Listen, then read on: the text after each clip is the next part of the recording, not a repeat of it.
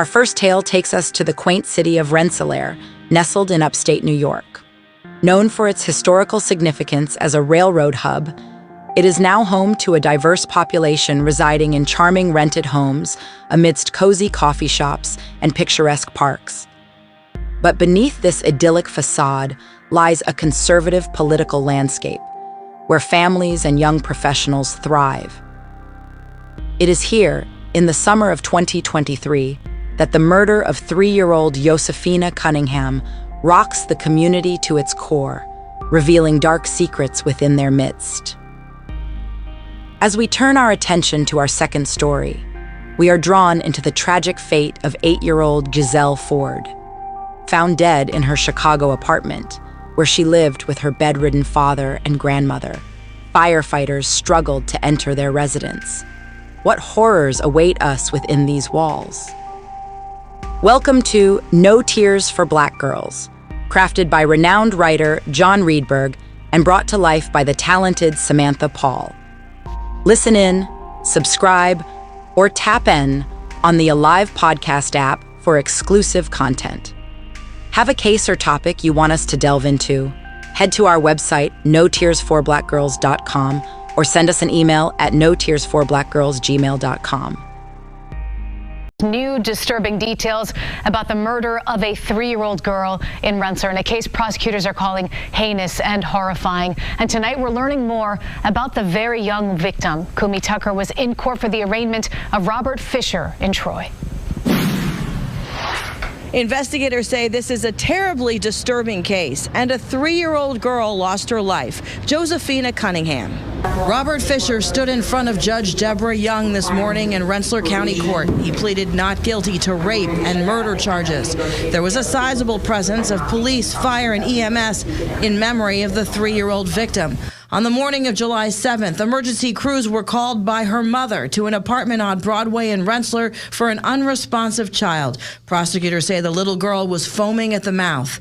3-year-old Josefina Cunningham was pronounced dead at the hospital. The fact that the age of the victim alone is difficult. You know, a lot of the fire guys, a lot of the police people have young children at home. So that alone is difficult. And then, you know, it's a homicide. You know, somebody lost their life. The small town of Rensselaer, New York was shaken to its core as news of a 3-year-old girl's brutal murder spread. Josefina Catherine Cunningham, a vibrant young girl with her whole life ahead of her, was tragically taken on July 7th, 2023. Her older brother, Jaquan Stewart, now seeks justice for his beloved sister and to raise awareness about her story.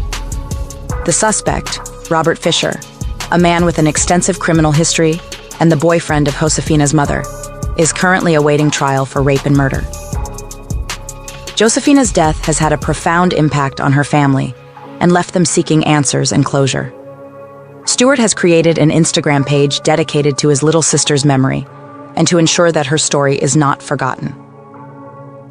According to authorities, Josefina was raped sometime between the night of July 6th and the morning of July 7th, which ultimately caused her death.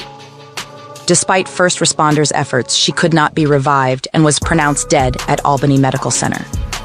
Meanwhile, Fisher was detained after attempting to interfere with police operations at the scene and faces charges of obstruction, resisting arrest, and criminal mischief. As the nation mourns another senseless loss of innocent life, Josefina's story serves as a reminder that these tragedies should not be forgotten, but recognized as part of our nation's history. Following a thorough investigation, the charges against Fisher were elevated to first-degree aggravated sexual abuse, third-degree assault, and endangering the welfare of a child. The courtroom erupted in shock as Fisher pleaded not guilty during his arraignment, drawing audible gasps from even the victim's own family members. Prosecutors say Fisher was a friend of her mother. They would not give details about the cause of death other than to say it was homicidal violence as a result of the sexual assault. I can speak for myself and probably everyone behind me. This has been absolutely heinous and horrific, something that the normal investigator, the normal prosecutor doesn't anticipate. So it's been very hard for everyone. The innocence of the child, the brutality of the act, which we can't comment specifically on at this point. Fisher was sent to jail with no bail. After the arraignment, there was some shouting and fighting outside the courtroom, but some family members want the focus to be on this little girl, the victim in this case, 3-year-old Josefina, or Josie, a sweet little girl with bright eyes and a beautiful smile. Her mother says she's her little angel, taken away from us way too soon. Big Mama was supposed to be the strong and wise matriarch, the one who kept you in check until the streetlights came on. But for little Gizzell in Chicago, her grandmother turned out to be the one who would betray and ultimately end her young life. In 2013, at just 8 years old, Gizzell Ford met a tragic fate at the hands of those who were meant to protect her. Gizzell had been living with her mother, but when her father, a felon by the name of Andre Ford, made false claims that she was homeless, a court granted him temporary custody. And despite her mother's desperate attempts to get her back, Gizzell spent 8 long months under the care of Andre and his 55-year-old mother, Helen Ford. There were warning signs leading up to Gizzell's death that something was wrong within that household. A month prior, an investigator from the Illinois Department of Children and Family Services had visited their home. And although doctors became suspicious after treating Gizzell for unexplained injuries and sending her back to the Fords, they failed to report any suspicions. No one could have foreseen the horrors that this innocent child endured on a daily basis. That is, until prosecutors obtained Gizzell's diary. Inside its pages, she chronicled the agonizing torture inflicted upon her by her own grandmother, beatings, being shackled to a bed, and forced into painful positions for hours on end. As she scribbled in her diary, the young girl had high hopes for the day ahead. She dreamed of relaxing on the couch, watching TV, and playing with her loved ones. But as the day went on, defeat crept in, and she was forced to admit her shortcomings. With a final stroke of her pen, she lamented her current state and hated the life that had landed her in such trouble. The following day, Gizzell's emaciated body, weighing only 70 pounds, was found among piles of garbage in her family's apartment. She was covered in bruises, with maggots crawling out of a head wound, and evidence of strangulation. But the autopsy revealed that Gizzell was already dying from kidney failure, a direct result of the neglect and abuse she had endured. Andre and Helen were both arrested and charged with murder, but justice would ultimately only be served for one of them. Andre met his fate before he could even face trial: death by heart attack in jail.